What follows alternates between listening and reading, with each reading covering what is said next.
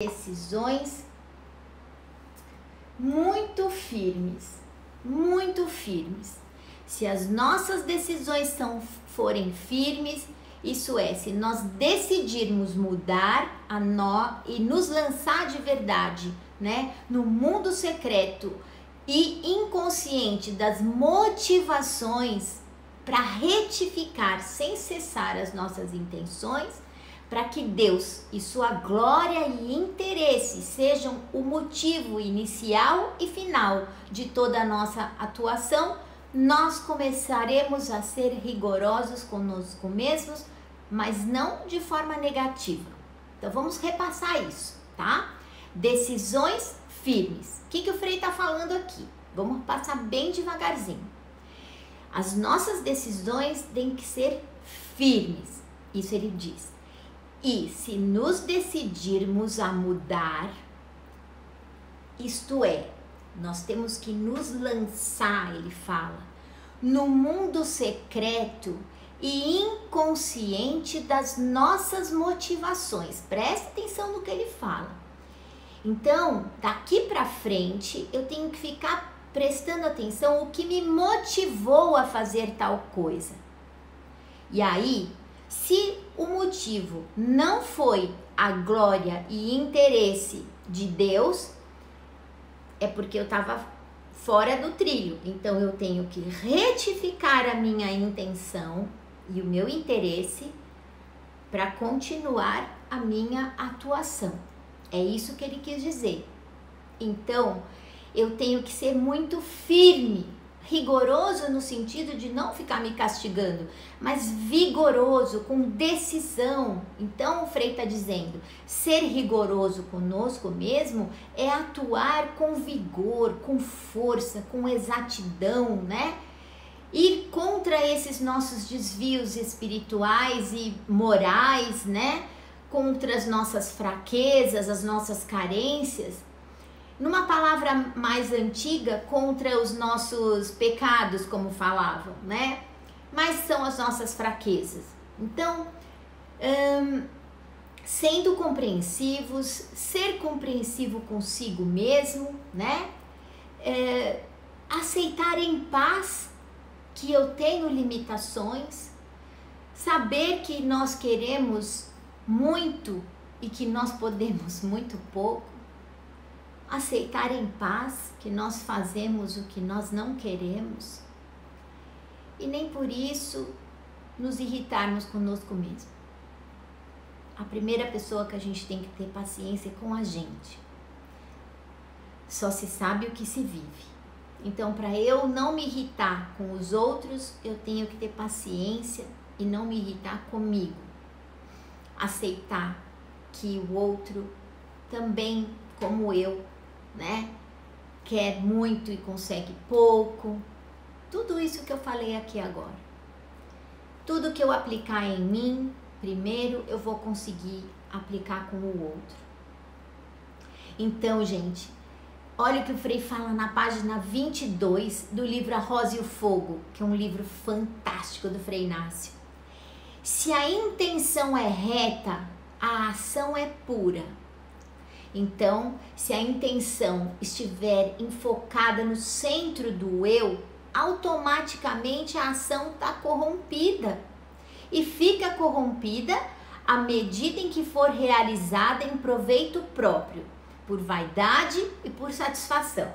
Então, eu não posso buscar o meu eu, a minha satisfação.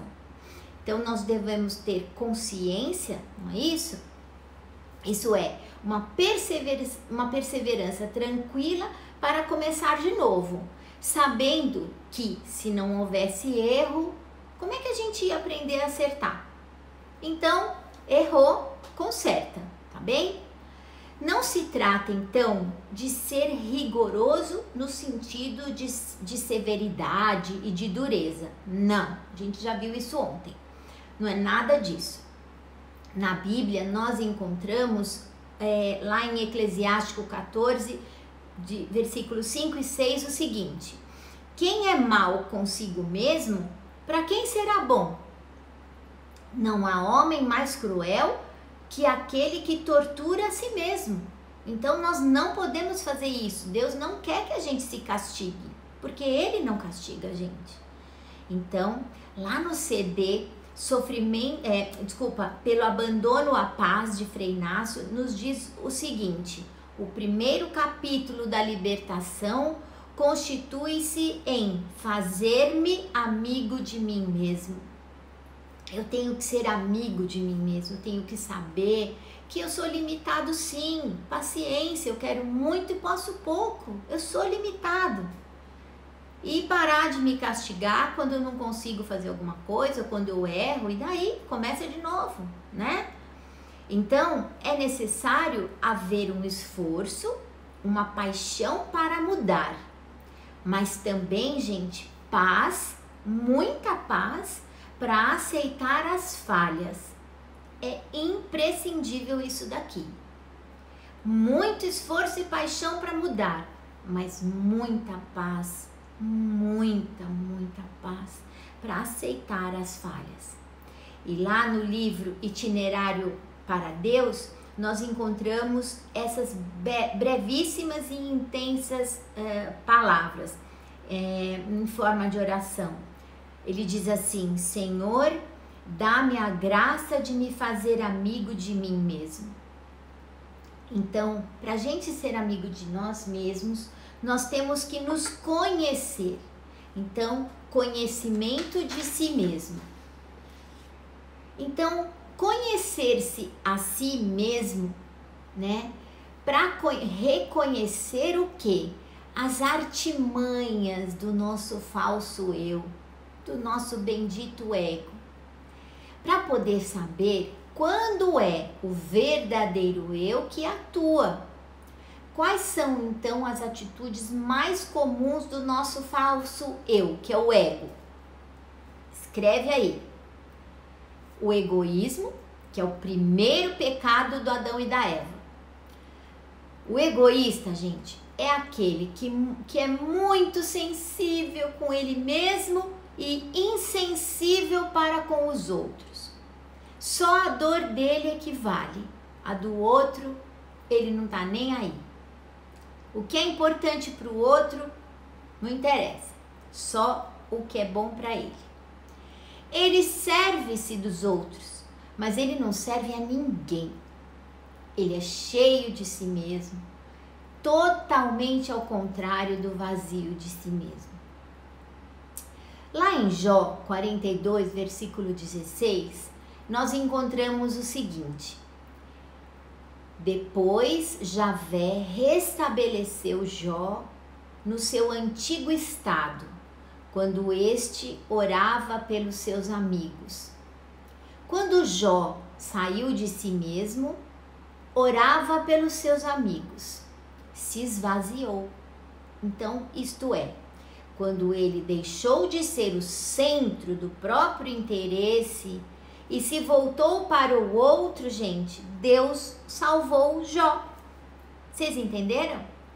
Então, isso é muito importante que a gente preste atenção. Outro ponto, racionalização. Isso é, tratar de encobrir com razões aparentes, né, o que não se pode justificar. O povo fala de justificativas. É a primeira consequência do egoísmo, como fizeram Adão e Eva. Então eu brinco hoje com as pessoas que eu conheço, quando a gente está fazendo um papo cabeça, eu brinco que nós somos Adão e Eva ainda. Sabe por quê? Porque toda vez que a gente briga com alguém ou a gente faz alguma coisa errada, a gente não fala, poxa vida, eu errei mesmo. A primeira coisa que a gente faz é isso aqui. A gente fala, eu fiz isso porque o outro fez isso comigo. A gente justifica, né, as nossas atitudes. A gente não simplesmente reconhece que errou. Então, essa é a primeira consequência do nosso egoísmo, que é igualzinho do Adão e da Eva. Então, com justificativas, eles responderam às perguntas do Senhor. O homem respondeu, a mulher que puseste aqui do meu lado é que me apresentou esse fruto e eu comi, né? O Senhor Deus disse à mulher, e por que você fez isso, Eva? Ela respondeu, porque a serpente me enganou e aí eu comi. Quer dizer, um empurra para o outro a responsabilidade do que fez. Tá lá em Gênesis 3, de 12 a 13. Pecado, então, gente, contra o Espírito Santo não quer dizer que Deus não perdoa. Deus perdoa sempre, tá? E sim, que racionalizamos, não nos reconhecemos em erro e fechamos a porta à autocrítica, que esse sim é o primeiro dom do Espírito Santo. Fechamos a porta ao Espírito Santo, impedindo a sua ação em nós, tá? Então, nós não podemos fechar a porta para a autocrítica, porque é ali que Deus vai poder atuar e arrancar de nós o ego, tá? Então, racionalizamos com razões aparentes para a gente faltar principalmente aos nossos tempos fortes, né? Nós dizemos que estamos com muitas obrigações domésticas, nós acordamos cedo e cozinhamos para a família inteira, estende a roupa, faz não sei o quê, o outro trabalha, o outro sai para sustentar a casa, a gente dá um monte de desculpa, né? E trabalhos na paróquia, um monte de coisa, todo o tempo ocupados com maridos, com filhos e tudo, e esquecemos do nosso tempo principal, que é estar com Deus. Então, lembrem-se o que nos diz Frei Inácio. Ele disse ontem e repete hoje. Tempo existe para tudo que você quer. Então, tempo é questão de prioridade. Bem, outra coisa que nós temos que combater aqui dentro, que é a inveja, que é o pecado de Caim. A inveja, gente, o Frei fala aqui de um jeito muito expressivo. Ele diz que a inveja é tão feia, mas ela é tão feia que ela usa 1000 disfarces, tá? A inveja, gente, ela é diferente da ambição. Na ambição, a gente quer ter o que o outro tem. Porque, que bonito, eu também quero um daquele. Agora, na inveja, a pessoa não quer que o outro tenha aquilo. Por isso que a inveja é tão feia. Na inveja, a pessoa age com má intenção. E até uma verdade dita com má intenção bate todas as mentiras que se possa inventar. A inveja, gente, ela é destrutiva e mortal. Ela é tão horrível que raramente alguém tem a coragem de se reconhecer invejoso.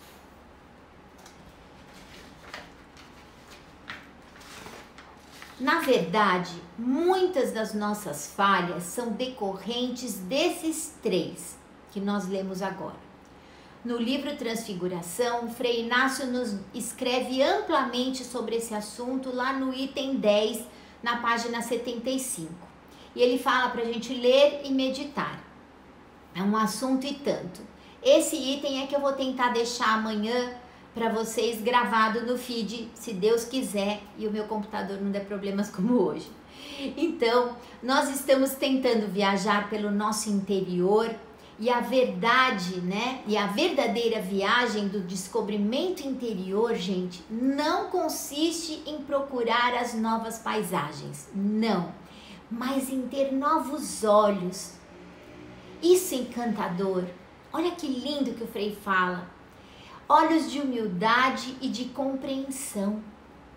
Então, como resultado, a humildade e a compreensão nos tornam pessoas livres, e dessa liberdade a gente consegue o 4º item, que é a disponibilidade. E a disponibilidade, ela está em servir ao próximo.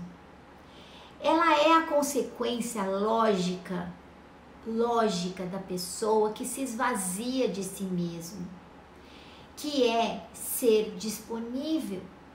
Então, somente os livres podem ser disponíveis para servir ao outro.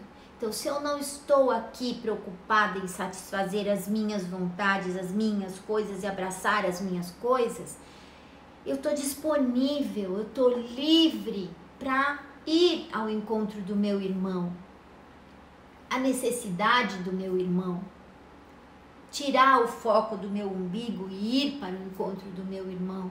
Porque se eu tiver com o olho no meu umbigo, eu não vou ver nada que acontece em torno de mim. Então, Deus, gente, escrevam aí, Deus não escolhe as pessoas pelo que elas são, mas Ele escolhe, sim, pela disponibilidade das pessoas, tá bem?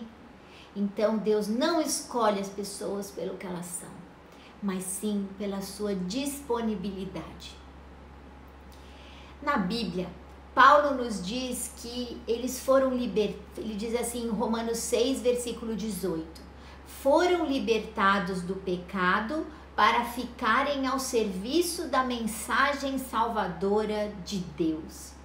Então Deus, Ele nos liberta através dos nossos tempos fortes, que promovem a nossa conversão através dos nossos tempos fortes, acontece isso, né?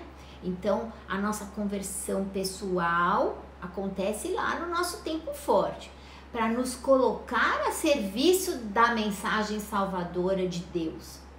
É lá nesse diálogo muito íntimo com o Senhor que Jesus vai me dizer como ser uma pessoa melhor, a me superar, né? Então, aí sim eu vou conseguir servir aos irmãos e não para me deixar alienado, né? Para o meu próprio bem-estar, a oração pessoal. Não, ela vai me mandar direto para o meu irmão, porque eu vou querer copiar a figura de Jesus. Lá em Marcos 11, versículos de 1 a 7, Jesus diz assim aos seus discípulos: achareis preso um jumentinho, desprendei-o e trazei-o. E se alguém vos perguntar: que fazeis? Dizei: o Senhor precisa dele. E aí conduziram a Jesus o jumentinho e cobriram esse jumentinho com mantos e Jesus montou nele. Assim como Jesus fez com o jumentinho, gente, Ele faz conosco, tá? Tomando a nossa espiritualidade como instrumento. E Ele, gente, Ele nos liberta, como Ele fez com aquele jumentinho, dos nossos traumas complexos, dos nossos temores, para que assim, cada vez mais livres de nós mesmos, né? Nós o levemos, tá? Aos outros irmãos, através das nossas atitudes, dos nossos serviços e da nossa doação. Mas atenção, não vamos fazer que nem o jumentinho daquela história. Sabe por quê? Porque conta a lenda que Jesus, quando ele entrou em Jerusalém, ele ia sendo aplaudido pelo povo que gritava: aleluia, hosana ao filho de Davi. E sabe o que acontecia com o jumentinho? Ele pensando que era para ele a saudação, ele ia falando obrigado, obrigada. Então, não vamos tomar para nós a salva de palmas que é somente para ele. Tudo para a glória de Jesus. Às vezes, nós levando Jesus aos nossos irmãos, nós achamos que os elogios são para nós. E como o jumentinho da história, nós agradecemos. Então, cuidado. Nós temos que ficar alerta para não nos apropriarmos dos elogios, tá bom? É tudo para a glória de Deus. Tudo para a glória dele. Nós temos que estar totalmente disponíveis e abertos para servir ao irmão e assim construir um mundo melhor. Em uma frase histórica nos disse Martin Luther King: eu creio que os que vivem para os outros conseguirão um dia reconstruir o que os egoístas destruíram. Ao servir então ao próximo, nós devemos fazê-lo não como se fosse um trabalho, uma coisa pesada, mas como um estilo de vida. É um estilo de vida ser disponível como Jesus. Em cada atitude que nós tomamos, em cada acontecimento que nós vivemos, desapropriados de nós mesmos, nós estamos deixando, gente, que Deus mesmo nos vá formando com os fatos da nossa própria vida. Nós encontraremos em Deus tudo o que nós deixarmos por Ele. Isso é muito lindo. Encontraremos em Deus tudo o que nós deixarmos por Ele. Ao nos esvaziarmos de nós mesmos, nós deixamos espaços livres para que através desse vazio transpareça a potência salvadora de Deus. Transfiguração, página 65. E para terminar essa palestra belíssima, nós vamos fazer um canto em forma de oração, porque hoje não tem Frei Camilo cantando, oração de São Francisco, canto 51 do livrinho de cantos. Vamos fazer esse canto belíssimo em forma de oração, tá bem? E aí terminamos a nossa palestra de hoje. Comecemos. Senhor, fazei-me o instrumento de vossa paz. Onde houver ódio, que eu leve o amor. Onde houver ofensa, que eu leve o perdão. Onde houver discórdia, que eu leve a união. Onde houver dúvida, que eu leve fé. Onde houver erro, que eu leve a verdade. Onde houver desespero, que eu leve a esperança. Onde houver tristeza, que eu leve a alegria. Onde houver trevas, que eu leve a luz. Ó Mestre, fazei que eu procure mais consolar que ser consolado, compreender que ser compreendido, amar que ser amado. Pois é dando que se recebe, é perdoando que se é perdoado, e é morrendo que se vive para a vida eterna.